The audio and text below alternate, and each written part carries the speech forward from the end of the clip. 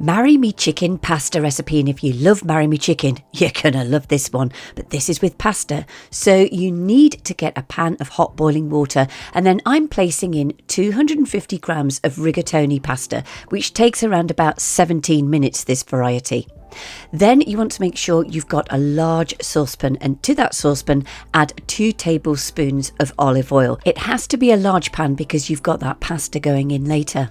Then you want to add in 400 grams of chicken which has been chopped up into chunks, and just stir that round until it's sort of coloured on all sides. Add in 1 large onion that's been chopped, and I'm also adding in 3 mushrooms. I had them loitering in the fridge and I don't like waste, so in they go too. And then just stir around for a few moments until the onion has softened.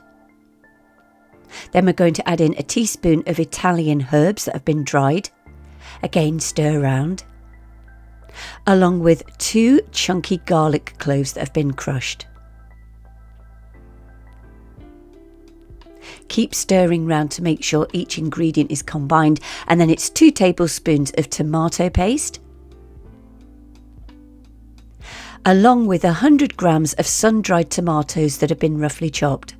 Again, just keep stirring round each section, along with 300 ml of chicken stock. Then it's 40 grams of grated parmesan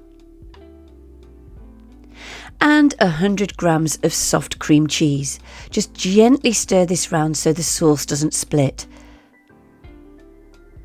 Along with a good grating of pepper. The salt was fine, you often don't need that.